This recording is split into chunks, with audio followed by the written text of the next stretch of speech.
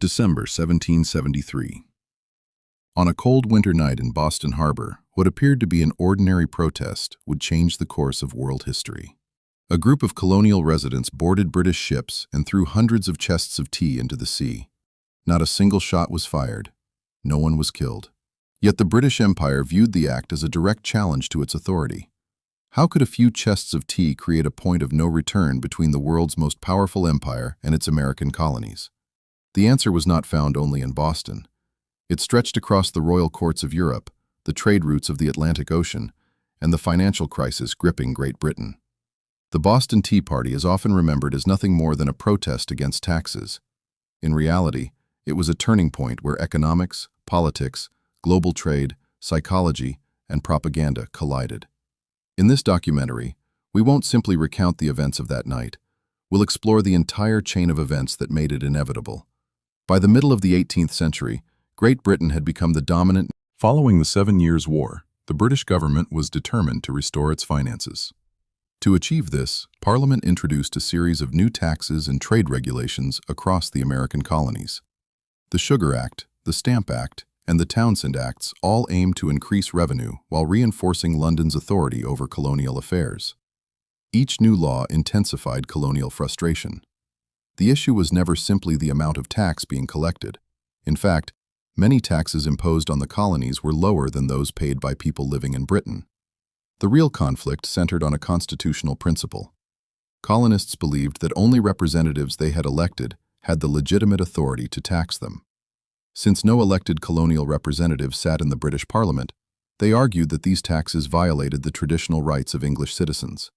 To London, Parliament represented the entire empire.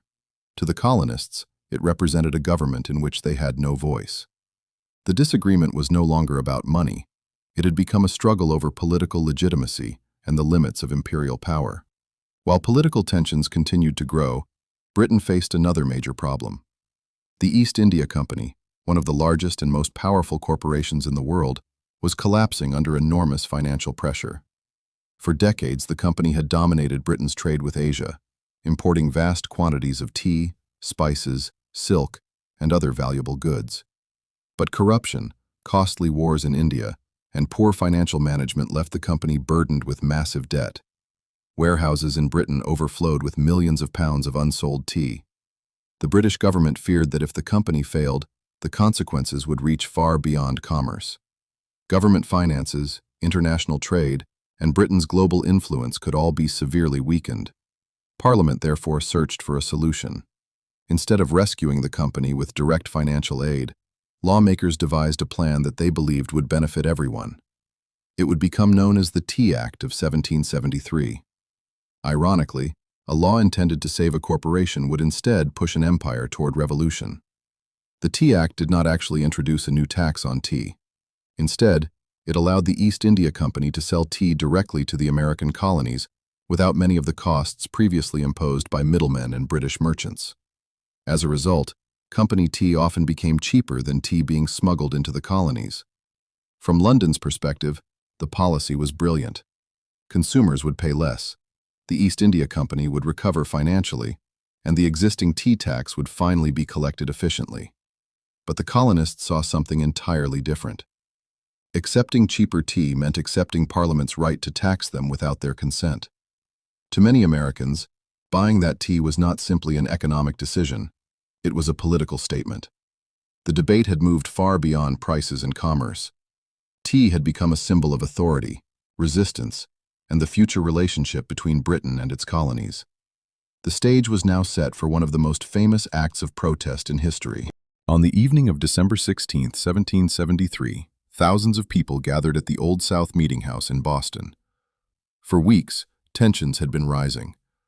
3 British ships loaded with East India Company tea sat anchored in Boston Harbor. Colonial leaders demanded that the ships return to England without unloading their cargo. Governor Thomas Hutchinson refused. As night fell, negotiations collapsed. According to contemporary accounts, a signal spread through the crowd. Roughly 100 men, many disguising themselves as Mohawk Indians, marched toward Griffin's Wharf. Their appearance was symbolic rather than practical. It concealed individual identities while expressing that they considered themselves distinct from Britain. The men boarded the ships Dartmouth, Eleanor, and Beaver. Working with remarkable discipline, they broke open 342 chests of tea and dumped their contents into the icy waters of Boston Harbor. They stole nothing. They damaged nothing except the tea. By the end of the night, nearly 46 tons of tea had disappeared beneath the harbor's surface. The value of the destroyed cargo would equal millions of dollars today.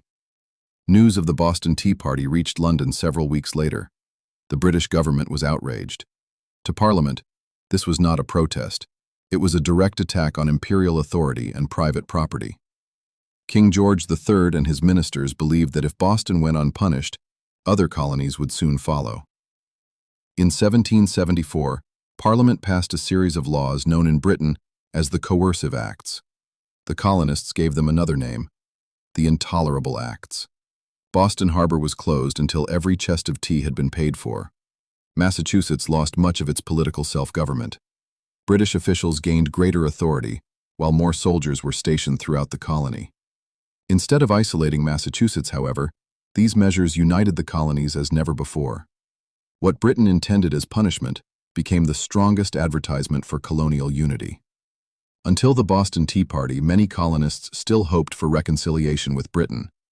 Most did not seek independence. They wanted recognition of what they believed were their constitutional rights as English subjects. But after the Intolerable Acts, public opinion changed rapidly. Colonies that had often argued among themselves began supporting one another. In September 1774, representatives from 12 colonies gathered in Philadelphia for the First Continental Congress. For the first time, colonial resistance became coordinated across North America. Only months later, in April 1775, fighting broke out at Lexington and Concord. The American Revolutionary War had begun. Looking back, historians generally agree that the Boston Tea Party did not start the revolution by itself, but it destroyed the remaining trust between Britain and its colonies. The point of compromise had passed. More than 250 years have passed since that winter night in Boston Harbor. The tea has long disappeared. The ships are gone. The empire that ruled half the world no longer exists. Yet the Boston Tea Party remains one of the most influential acts of civil resistance in history. Its significance was never about tea. It was about a much larger question. Who has the right to govern? Can a government impose laws and taxes on people who have no political voice? These questions reshaped the relationship between governments and citizens, influenced democratic movements across the world, and helped lay the foundations of the United States.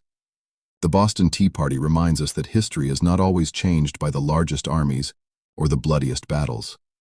Sometimes, history changes because ordinary people decide that a single act of resistance is more powerful than silence.